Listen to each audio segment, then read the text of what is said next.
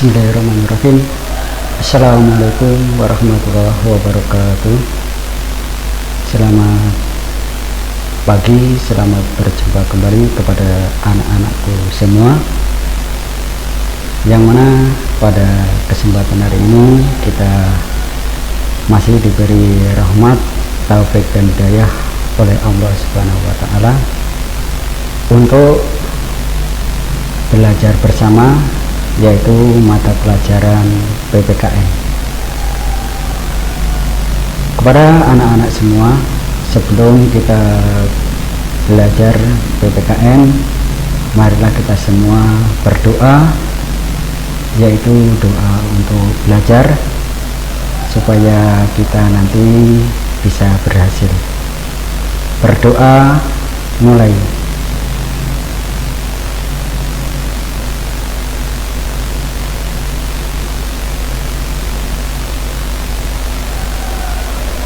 Selesai.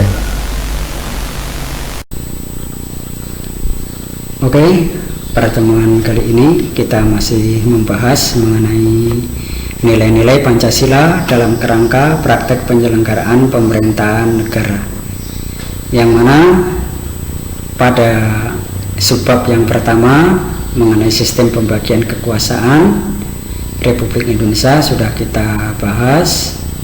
Kemudian subbab yang B yang kedua, kedudukan dan fungsi kementerian negara dan lembaga pemerintahan non kementerian juga sudah kita bahas. Maka yang ketiga yaitu nilai-nilai Pancasila dalam penyelenggaraan pemerintahan.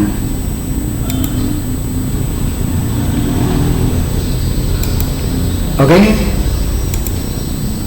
dalam nilai-nilai Pancasila dalam penyelenggaraan pemerintahan ada beberapa hal yang harus Anda capai, yang harus Anda kuasai, atau kita rumuskan dengan tujuan pembelajaran.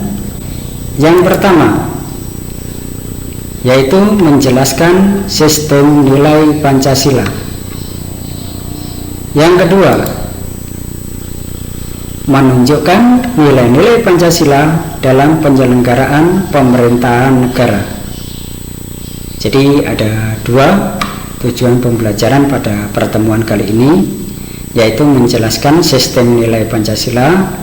Kemudian yang kedua, menunjukkan nilai-nilai Pancasila dalam penyelenggaraan pemerintahan negara.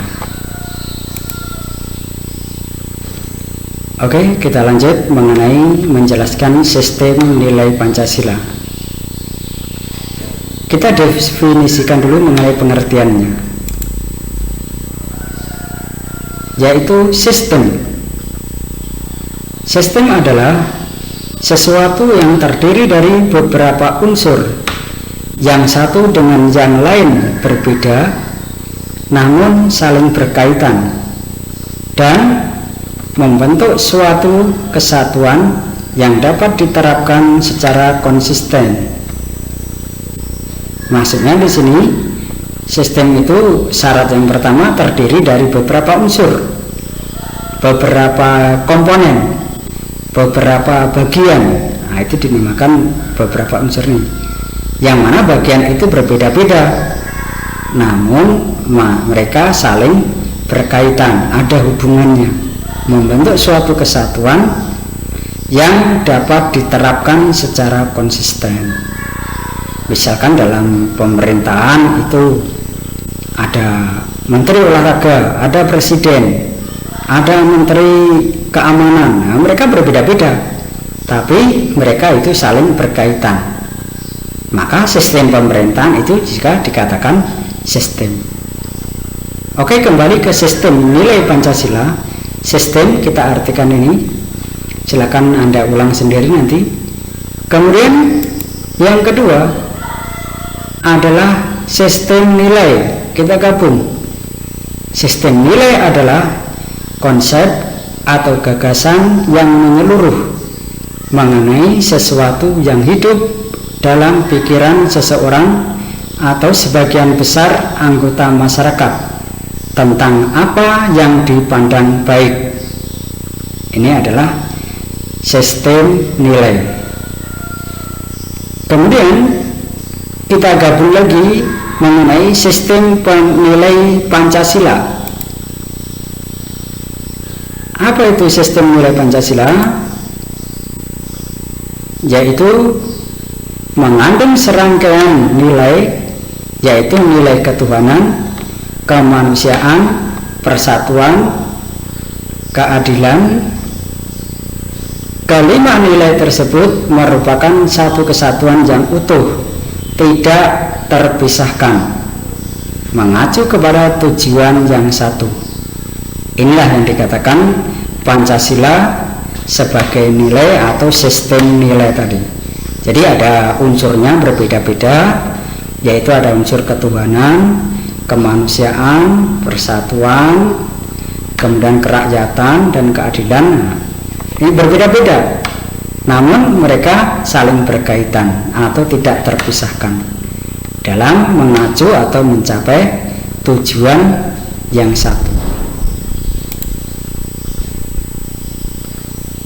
Oke, kita lanjutkan yang kedua, yaitu menunjukkan nilai-nilai Pancasila dalam penyelenggaraan pemerintahan negara. Yang pertama, yaitu nilai sila ketuhanan yang Maha Esa, yang mana pada sila yang pertama ini kita mengakui yang pertama pengakuan adanya causa prima, sebab pertama. Causa itu penyebab, prima itu adalah yang utama atau yang pertama. Siapa penyebab yang pertama ini?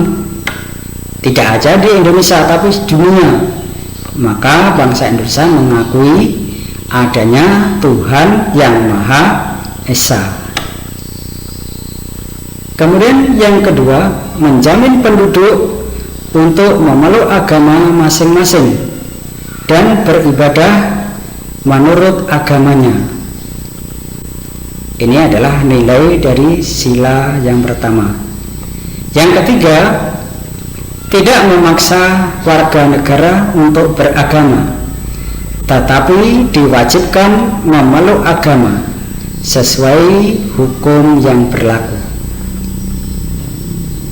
Selanjutnya, yang nomor 4, ateisme dilarang hidup dan berkembang di Indonesia. Ateisme ini adalah lawan dari percaya kepada Tuhan tadi. Kalau causa prima percaya adanya Tuhan yang utama, tapi kalau ateis ini tidak percaya, makanya ini ateisme ini dilarang hidup dan berkembang di Indonesia. Yang nomor 5, menjamin berkembang dan tumbuh suburnya kehidupan beragama, toleransi antar umat, dan dalam beragama. Maka dalam negara kita ini sangat dijamin mengenai kehidupan beragama. Anda mau berpuasa, mau beribadah sholat, mau apa, semuanya diberi kebebasan. Nah, ini adalah di negara kita Pancasila ini. Yang keenam, negara memfasilitasi bagi tumbuh kembangnya agama dan iman warga negara dan menjadi mediator ketika terjadi konflik antar agama. Ini contohnya, misalkan ada konflik antara agama A dengan agama B, maka mediatornya adalah pemerintah. Nah, pemerintah menjamin atau mau menjadi mediator terjadinya konflik antar agama.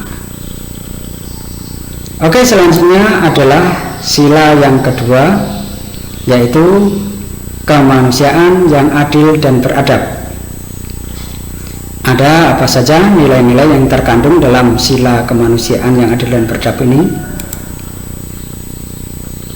Yaitu pertama, menempatkan manusia sesuai dengan hakikatnya sebagai makhluk Tuhan. karena manusia mempunyai sifat universal atau menyeluruh. Yang kedua, menjunjung tinggi kemerdekaan sebagai hak segala bangsa. Hal ini juga bersifat menyeluruh atau universal. Yang ketiga, yaitu mewujudkan keadilan dan peradaban yang tidak lemah. Hal ini berarti bahwa yang dituju masyarakat Indonesia adalah keadilan dan peradaban yang tidak pasif, yaitu perlu pelurusan dan penegakan hukum yang kuat jika terjadi penyimpangan-penyimpangan, karena keadilan harus direalisasikan dalam kehidupan bermasyarakat. Kemudian yang ketiga, yaitu nilai sila persatuan Indonesia. Dalam sila persatuan Indonesia ada nilai nasionalisme. Maksudnya nilai nasionalisme ini adalah suatu paham yang mencintai pada negaranya. Ibaratnya ada pepatah, hujan batu di negeri sendiri, hujan emas di negeri orang. Maka kita tetap tinggal di Indonesia atau mencintai negara kita sendiri. Nah, itu adalah nasionalisme. Dan nasionalisme ini diwujudkan dengan yang nomor dua, yaitu cinta bangsa dan tanah air. Kemudian yang ketiga, menggalang persatuan dan kesatuan bangsa. Yang keempat, menghilangkan penonjolan kekuatan atau kekuasaan, keturunan, dan perbedaan warna kulit. Nah, ini kalau ditonjolkan maka nanti akan hilang nasionalismenya. Nah, gitu. Maka kalau nasionalisme yang menghilangkan ini harus kita kembangkan. Jangan sampai ini mementingkan kepentingan daerah sendiri atau suku sendiri atau agama sendiri. Nomor 5, yaitu menumbuhkan rasa senasib dan sepenanggungan.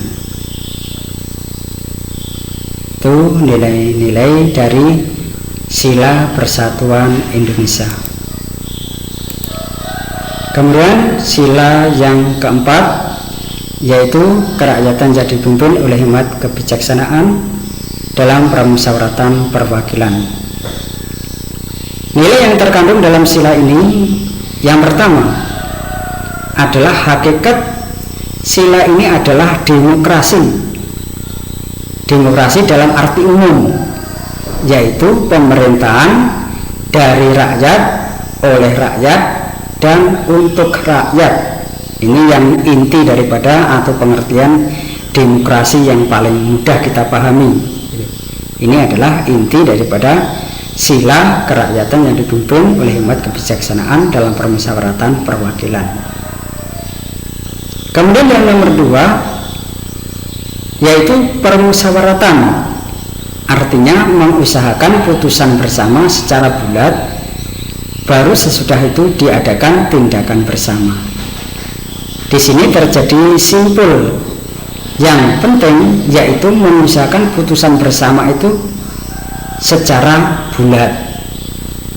Prosesnya yaitu melalui permusyawaratan atau musyawarah tadi. Kemudian yang nomor 3, yaitu dalam melakukan putusan dalam bermusyawarah tadi diperlukan kejujuran bersama. Hal yang perlu diingat bahwa keputusan bersama dilakukan secara bulat sebagai konsekuensi adanya kejujuran bersama. Maksudnya jujur di sini adalah kalau sudah kita sepakati bersama, ya harus kita laksanakan bersama. Jangan sampai keputusannya oke, hari ini hari Minggu kita gotong royong, pas hari Minggu nggak ada yang datang, nah itu berarti tidak jujur. Maka di sini adalah diperlukan kejujuran bersama.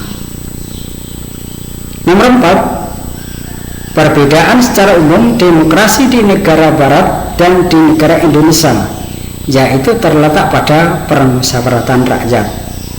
Nah, ini kita harus bangga sebagai bangsa Indonesia, yang mana memang kata demokrasi itu di negara luar ada juga yang menerapkan, namun sangat berbeda dengan demokrasi yang diterapkan di negara kita. Kita harus bangga ini, tidak mencontek. Nah, gitu. Intinya apa demokrasi di Indonesia? Yaitu yang terletak pada permusyawaratan rakyat atau bermusyawarah. Oke, kita lanjutkan sila yang kelima, yaitu keadilan sosial bagi seluruh rakyat Indonesia, yang mana pada sila yang kelima ini mengandung nilai yang pertama, kemakmuran yang merata bagi seluruh rakyat dalam arti dinamis dan berkelanjutan. Nomor 2, seluruh kekayaan alam dan sebagainya dipergunakan bagi kebahagiaan bersama menurut potensi masing-masing. Yang nomor 3, melindungi yang lemah agar kelompok warga masyarakat dapat bekerja sesuai dengan bidangnya. Ini makna yang terkandung di dalam sila keadilan sosial bagi seluruh rakyat Indonesia. Artinya memang di sini sangat menonjolkan mengenai keadilan, yang mana salah satu nilai kata adil itu adalah tidak berat sebelah atau harus seimbang, baik itu yang rakyat kecil maupun yang menjadi anggota pemerintahan atau orang atasan istilahnya. Mungkin anak-anakku semua sampai di sini yang bisa saya sampaikan, kurang lebihnya saya mohon maaf, dan sekian, terima kasih. Wassalamualaikum warahmatullahi wabarakatuh.